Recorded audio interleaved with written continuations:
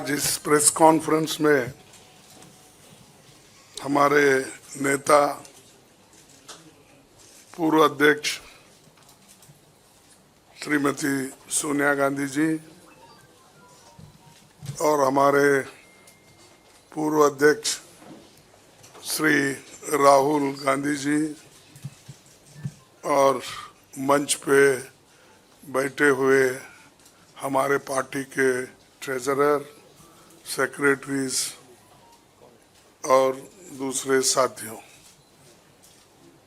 ये विशेष press conference है। मैं क्योंकि ये पहली बार हमारे नेता इस चंद इश्यू पे वो कहेंगे और राहुल जी भी अपनी बात आखिरी में रखेंगे। मैं आपका समय 7-8 मिनट लूँगा और बाकी डिटेल्स में कुछ कहना है उसको टेक्निकली हमारे ट्रेजरर आपसे संबोधित करेंगे। दोस्तों, ये तो 18वीं लोकसभा के आम चुनाव की घोषणा तो हो चुकी है।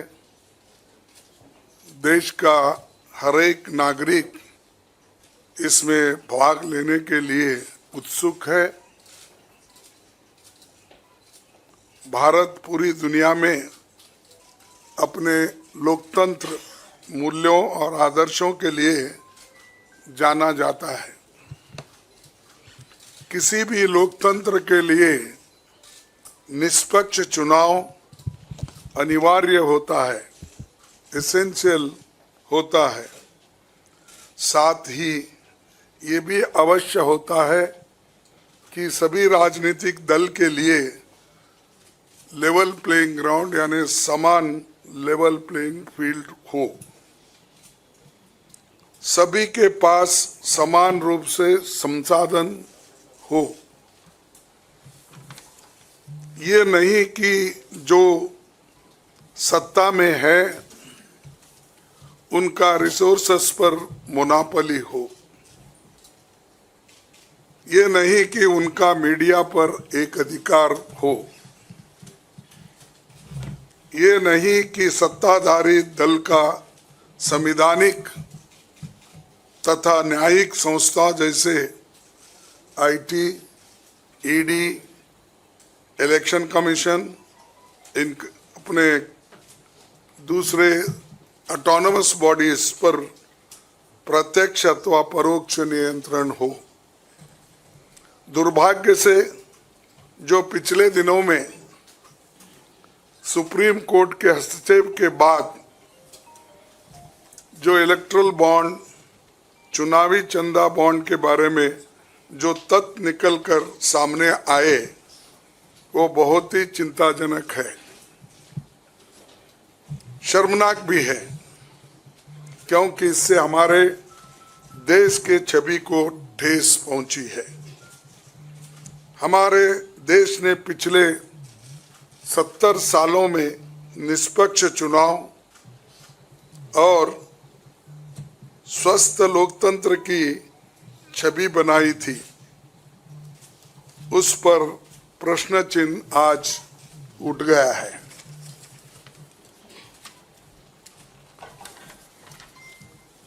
सुप्रीम कोर्ट ने जिस चुनावी चंदा बॉन्ड को इलीगल और अनकॉन्स्टिट्यूशनल कहा, उस स्कीम के तहत मौजूदा सत्ताधारी दल ने हजारों करोड़ रुपए से ज्यादा अपने अकाउंट में भर लिया है और दूसरी तरफ साजिशन मुख्य विपक्षी दल का बैंक अकाउंट फ्रीज कर दिया गया है ताकि हम पैसों के अभाव में बराबरी से चुनाव ना लड़े और ना लड़ पाए। ये सत्ताधारी दल द्वारा एक खतरनाक खेल है। इसके दूरगामी प्रभाव होंगे, क्योंकि अगर डेमोक्रेसी को इस देश में बचाना है तो लेवल प्लेइंग ग्राउंड होना चाहिए। ऐसा भी नहीं होना चंद देशों में चुनाव हो रहे हैं, 99% वोट एक ही आदमी ले रहा है। ऐसा आपको तो मालूम हो गया रिसेंटली किन किन देशों में ऐसा हुआ है। तो ये सत्ताधारी दल द्वारा एक खतरनाक खेल खेला गया है। इसके दूरगामी प्रभाव होंगे, पर यह स्पष्ट है कि इस तरीके से किसी राजनीतिक दल को असहाय बनाकर चुनाव लड़ने में बाधा उत्पन्न कर और फ्री एंड फेयर इलेक्शन कभी नहीं कहा जा सकता। देश की जनता, एक आम नागरिक एक देख सकता है कि बीजेपी ने चुनावी चंदा बॉन्ड से 56% पैसे हासिल किए हैं, वहीं कांग्रेस को 11% ही मिले हैं। और ये वो पैसे जो बॉन्ड से बीजेपी ने लिए हैं, इसके अलावा जो कैश में इनके पास आता होगा तो कोई अकाउंट ही नहीं है। आप इनके खर्चे देखिए, हर तरफ इनका एडवर्टाइजमेंट लगा है और एडवर्टाइजमेंट में भी मोनोपोली बना ली है। प्रिंट मीडिया हो, टीवी हो और सोशल मीडिया हो, इनका बहुत डोमिनेशन है। लेकिन इतने पैसे एक पार्टी जमा कर सकती है, हिंदुस्तान के 70 साल के डेमोक्रेटिक व्यवस्था में ऐसा कोई नहीं किया। ये पहली बार ये सरकार अनेक ढंग से पैसे आज उठा रही है और इनके 5 स्टार ऑफिसेस है, बड़े बड़े हर जगह आप देखिए, और 4-4, 5-5 फ्लाइट एक मीटिंग को जाते हैं और उनके पीछे और 2-4 जाते हैं। एक मीटिंग का इतना खर्च होता है तो शायद ही कोई पार्टी, अपोजिशन पार्टी उसका 10% भी नहीं कर सकती मुकाबला।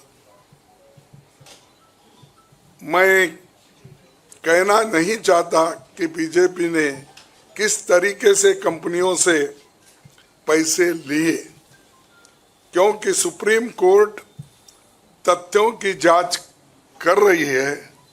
हमें उम्मीद है कि सच्चाई बहुत जल्द हम सब के सामने आएगी।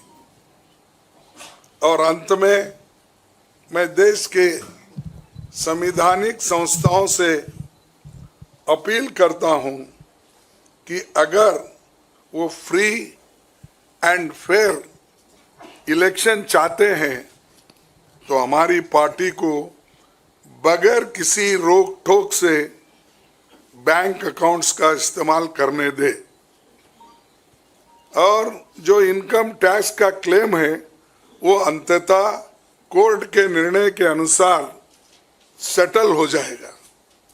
राजनीतिक दल टैक्स नहीं देते, बीजेपी कभी इनकम टैक्स नहीं दी, लेकिन ये लागू सिर्फ कांग्रेस पे हो रहा है। कोई पॉलिटिकल पार्टी इनकम टैक्स के दायरे में नहीं आते, सच है ना? सेटल हो जाए। राजनीतिक दल नहीं आते, बीजेपी ने कभी नहीं दिया अकाउंट। इसके बाद भी अगर हमसे ये मांगा जा रहा है तो हम न्यायालय के अंतिम निर्णय का इंतजार कर रहे हैं, क्योंकि हम चाहते हैं कम से कम न्यायालय तो इस बात को देखे, कानून को देखे, रूल ऑफ लॉ और गवर्नेंस जो संविधान के तहत होता है उसके तरफ तो ध्यान दे दो, क्योंकि आज वो हुकूमत में है, कल दूसरी पार्टी आएगी, लेकिन हमको ये लेवल प्लेइंग ग्राउंड जो हमने पहले से बनाया था, नेहरू जी से लेकर हम 89 और बाकी के लोग भी, जब इवन वाजपेयी थे उस वक्त भी ऐसा नहीं था। लेकिन यहाँ ये 18वीं लोकसभा का चुनाव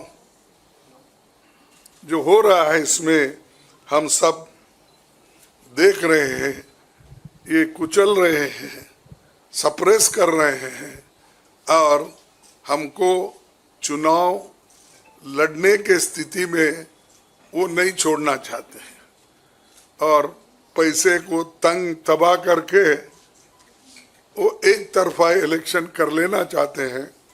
लेकिन लोग भी होशियार है, इसको जानते हैं और लेवल प्लेइंग फील्ड बने रहने के लिए ये उनके जो बाधक है और जो हमारे अकाउंट्स फ्रीज किए हैं वो तत्काल उसका रिलीज होना चाहिए और हमको चुनाव में डेमोक्रेसी और संविधान को बचाने के लिए लेवल प्लेइंग ग्राउंड होना चाहिए।